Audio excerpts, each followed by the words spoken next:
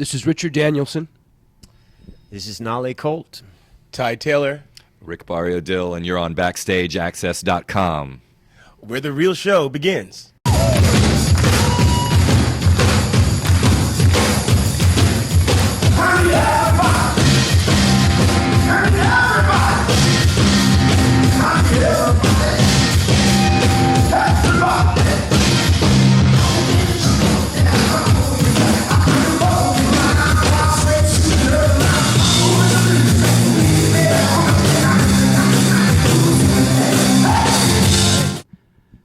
Kiss Cruise 2013, BackstageAxxess.com. Welcome presents Vintage Trouble. How you guys doing? Great. How are you? All right. You guys want to go around and introduce yourselves to the fans out there? Yes. Sure. Rick Barrio Dill, bass. Ty Taylor. Nale Colt. Richard Danielson. Vintage Trouble, a band you have to see. Amazing. You guys did your first performance the other night. How did you guys think it came out? I mean, it's cool for us. Yeah. It's I mean, you wonder when you come on a ship, you know, like everyone's here because of their devotion right, to Kiss. Right. And, you know, whenever there's a Kiss event happening anywhere else, you wonder if there's going to be anyone at your show. So we're lucky that anyone showed up, I guess. Uh-huh. But it was definitely a good time, and it was nice. I was starting to get to feel, because you're on a ship, I was wondering how people were snowballing in, because it's not like there were cell phones around where people could call people. Yeah. But from the beginning of the set to the end of the set, it was just The word growing, was getting out, yeah. and people were luckily starting to feel a frenzy a little more as time went on. And for us, I don't know, we figured there's some kind of strength in having to earn an audience. So no one should show up for a band they don't know necessarily. And hopefully, you know, we play one show and then people leave and then they hear about that. And hopefully each of the 3 shows we play will get bigger and bigger. You know, we'll have earned the audiences, hopefully, that we have by the end. And I think there's a lot of buzz. I actually was trying to tell everybody, I'm like, you got to see these guys. And the first time I saw you guys earlier this year, you opened up for The Who. So, I mean, you guys have been established enough to open up with big artists around. I mean, not just The Who. You guys play with Brian May, the Rolling Stones. I mean, if you guys don't know Vintage Trouble, I mean, people should know who you guys are, because, you know, those are the biggest names in rock, you know. And you guys got to feel pretty good about opening up for bands of that magnitude, right?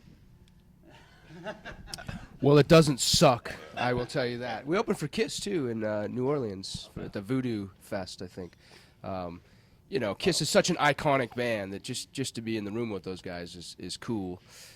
You know, it's cool, too, the accessibility on this boat. You know, you have all these bands, there's all this camaraderie between the bands, but also between you know, the Kiss fans. I mean, these are music lovers. They're here because they love music.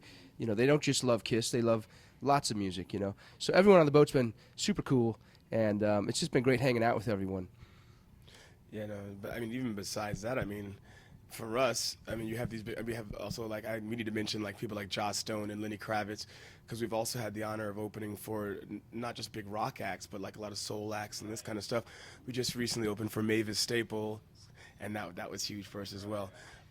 What's really nice, too, about being on the ship is, for us, a lot of people, a lot of their fans, you can tell they're so dedicated to them that they know every YouTube they have. I've never had more people talk to us about the fact that we sung, that Paul Stanley sang with us on his 60th birthday party. Like, no one brings that up to us usually, and you come on this ship and, like, you're like, oh wow, you guys watch everything. That's a great fan base. People that are not just going to watch the Kiss big things like Budokan and this kind of stuff, but they're going to check out all the little details about everything they do. They know everything. Every Kiss fan on here, they actually really want to hear the B-sides. You know, the Rock Roll Night, yeah, but, you know, they want to hear Anything for My Baby and Plaster Cats, the songs that, you know, they don't get to hear live. You know, this is kind of a special treat for them. And somebody even pointed out yesterday that they saw us on Kiss Family Jewels, and they pointed out something that we had no idea. I was like, you know, they were describing something that we did. We just, I don't even think we remembered, you know, the cameras were on us or something like that. So it's just, you know, really, really digging deep. And how did you guys get hooked up playing for Paul's birthday? Was that the first kind of introduction to the band? No, I don't think Paul's going to jump up on stage with any band that is his introduction to knowing him. I mean, we lucked out. We were asked to be at the party. We were asked to play at the party. Okay. We got there, and that actually said that he had never sung with any other. He doesn't just get up and do that. Right. But, you know, we were kind of ballsy, and we figured, what do you have to lose? We're already at the party. So, like, he's already sitting at a table eating, and I did the thing that you're probably not supposed to do, which is go say, we're playing this song. We know that you know this song. Do you want to sing it with us? And he was like, all right. I guess sometimes you got to just put people on the Right, spot. And they're right, embarrassed to say yeah. no. But then we ended up having a good time, which is Yeah. great. We have the same manager, Doc McGee, and it's been nice because even when we did things like, we played the Troubadour in L.A. and all of KISS, they were upstairs on the balcony. And, sometimes if it's an obligation, you can feel it. But they weren't just sitting up there and watching us. They were kind of had their bodies thrown over the balcony poles and sitting under the poles. And so, we do get an idea that they like having us be part of the family with them and that they respect us. And, I had a KISS lunchbox when I was a kid. And so it's really cool, the fact that someone as huge as KISS will continually have us around. I mean, we did Gene Simmons' wedding. We were there. It's great. I don't think people really get the idea of how important it is when you are a kid and you're a musician and you grow up and you have heroes, and then all of a sudden you're on stages and at parties and in hotel suites and you're joking and laughing and they find you funny and they know some of your songs and this kind of thing. It's a pretty empowering Oh, yeah. situation. Take us back to the beginning of Vintage Trouble, how you guys got together and formed the band, and how did that all come about? Well, we all kind of knew each other in Los Angeles as musicians, and we just got together one day. We hadn't kind of met through each other through friends and all, and Richard has a great little rehearsal studio up in Laurel Canyon that we love. That's the place where we write most of our songs and things are happening. So we got together there and just started playing, and after 5 minutes even, it was that reaction I think all musicians are waiting for, the moment where you can meet your brothers, when it suddenly a specific sound comes out that we loved, and that was it. I think we were all really hungry at a time in our lives to stop, chasing music, and start letting it really come through, the most, deepest place within you. Ty said it at the early stage, and I've said it before, is I want you guys to do what you really want to do and, let it come really supernatural. Like, we're not chasing anything. Just be you to 110th degree. And, that could be disastrous, but with this situation, it really worked out. And we all just stopped chasing, and it just felt so good right off the top that, we had our first gig in 3 weeks. We made our first record in 3 months. It just started happening so quick. Made the record in 3 days, exactly. The Bomb, and speaking about that record, Bomb Shelter Sessions, that was a couple years ago, and I think the fans now are starting to catch on to you guys. So are you guys working on any new music, and is it going to be a follow-up soon, or what's going on we with that? recorded a lot of stuff already. Okay. We had a chance in between breaks. We've been touring a lot. We've basically been on tour for 2.5 years, almost a little more than that, I think. But we recorded a lot of stuff. We're going to go in and finish it up now in December, and hopefully have something out by February. Okay. And after, I think, the cruise, you guys are touring with Government Mule. Is that what's going on? Yeah.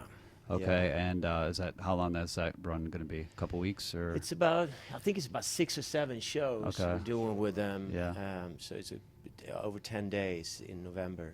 So Yeah. Sorry. We're also doing the Beacon in New York City on December 30th with them, right before New Year's. Okay. So that that's kind of a cap on the end. That's going to be a really sweet show. We're looking forward to as well. Also, 2 record things I would like to say that you brought up. One, I was just listening today on our, you know how sometimes you're listening to your, what is it called? I was going to say Discman. You listen to your iPod. You listen to your Sony their Walkman. Yellow, because you're by the water, you don't want Right. I was listening, it comes on shuffle. And for the Bomb Shelter sessions, for anyone that's willing to go on YouTube and check out something as far as our record is concerned, what's the link for that KTEL one that we did? We did an old. I heard that came on my thing today. I haven't heard that name, K-Tel, in a long time. Yeah, we did a fake KTEL commercial for our record that's has all the different songs. Remember how the KTEL commercials and Yeah. then have the titles rolling Right. up? So if you want to YouTube, probably Vintage Trouble, KTEL. KTEL. And then talking about records and Government Mule, we're also on the new Government Mule record. Okay. So if you get the new Government Mule record, it's called Shout. I get to sing a vocal on one of the songs that they did. What was really cool is Warren Haynes took his vocal out of all the tracks. And then they have, it's a double CD. The second CD is all guest artists like Elvis Costello and Okay. Ben Harper, Right. and, Grace Potter, and you know, I got to sing one of the songs as well. So it's nice. A lot of the things that we've had a chance to do are not just generic combinations of business people asking bands to get together. Most of our touring and most of our collaborations have all been for a reason, which is nice because that, you know, we love a time in music when people were less competitive about being artists and they were more collaborative, which was cool. You know, we got to record with Beth Hart, who's one of our big female heroes. We've gotten to do stuff with so many people because we open ourselves up. And we understand that, you know, when you have other artists with you, it kind of opens your mind to a different space than you would allow your own mind to go to. You know, if you only use your own stuff all the time whenever you're recording and playing, then you're just going to keep doing the same stuff over and over again. So we've had some nice collaborations. If we're talking about that, we should mention Booker T. Jones, of course. Okay. We met him earlier this year. Was it last year? We met him the first time, I think. He walked in on one of our shows, and we couldn't believe it.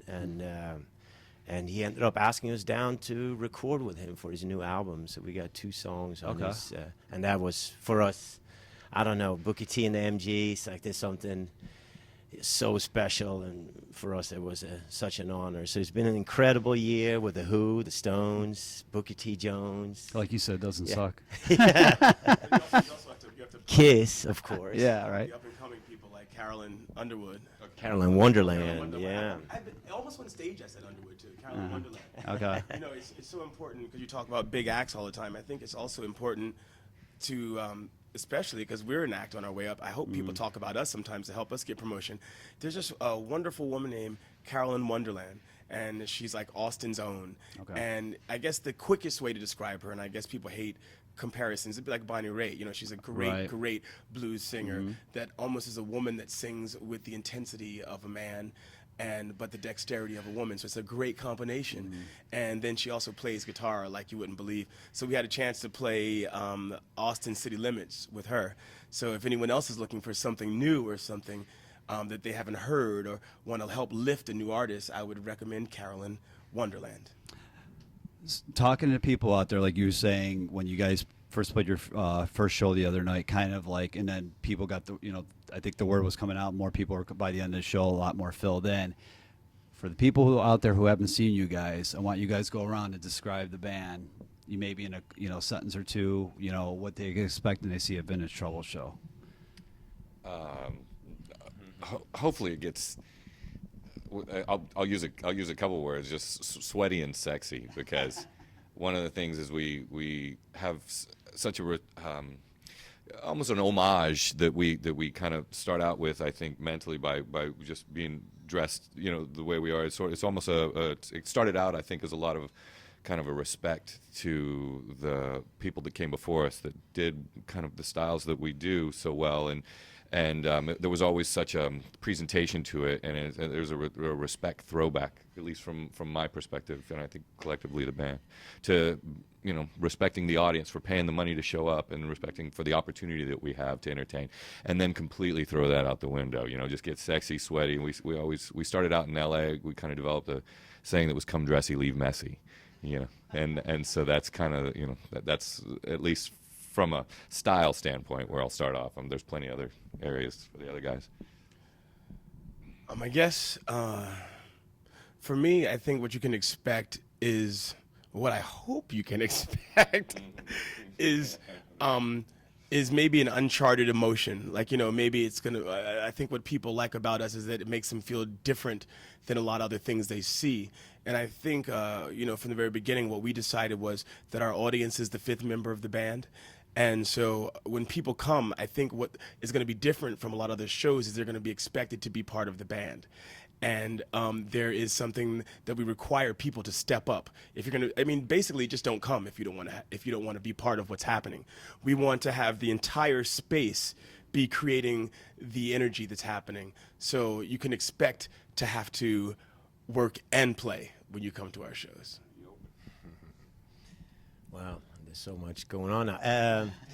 I think music-wise, we're coming deep from roots, from rhythm and blues, old rhythm and blues. Before it was truly rock and roll, there was this gospel and rhythm and blues, And I think, you know, the majority of the inspiration for this band is coming from there. And we really kind of, I don't know if you've seen old 50s performances, TV shows and stuff. There was a certain energy towards the audience, and that's something we always look up to and really trying to bring to the people and just bring back the word rhythm and blues again. You know, there's something that's been kind of forgotten. So I think, you know, if we're doing our thing right, then you can expect to feel primal in a sense, you know, kind of touching on what Ty was saying. You know, we really like to break down that wall and have a synergy with the crowd and get people involved and challenge them to feel and maybe to, you know, get out of their heads a little bit. You know, a lot of people, they watch concerts and, you know, they want to move and they want to dance, but maybe they're a little shy. But, you know, we try to get people in their bodies a little bit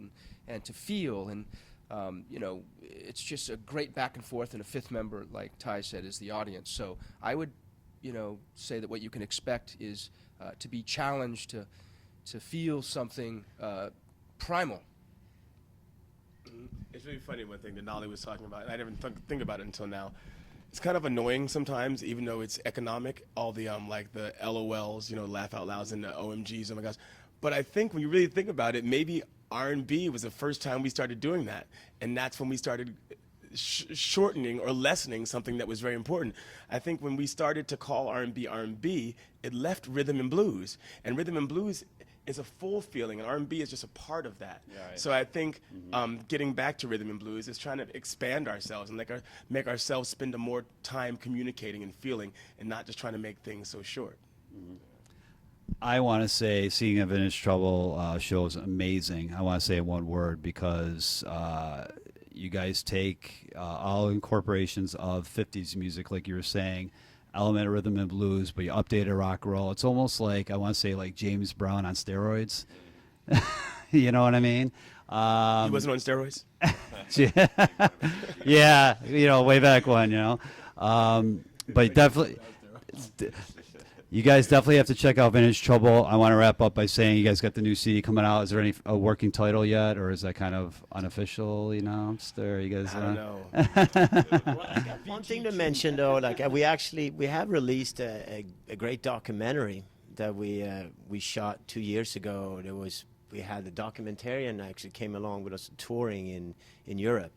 And it's called 80 Shows in 100 Days. And it's a pretty cool, oops, somebody had an accident back there. Someone wants to go get one so quick, they dropped on their plates and ran to the yeah. But yeah, check that out. It's an hour-long movie, documentary about us touring in Europe. And it's a lot about backstage and what it means to travel very, very fast in 100 days. And it's also a full-on show on there, an hour-and-a-half long live show. So it's pretty cool if you can get that. Check out, I believe, VintageTrouble.com is that Yes. site.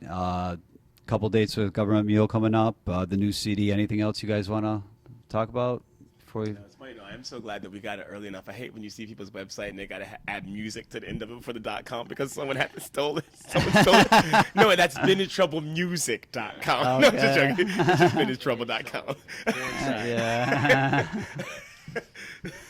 VintageTrouble.net. Wrapping up here with the guys from Vintage Trouble on a Kiss Cruise 2013. BackstageAxxess.com. Thanks for taking the time.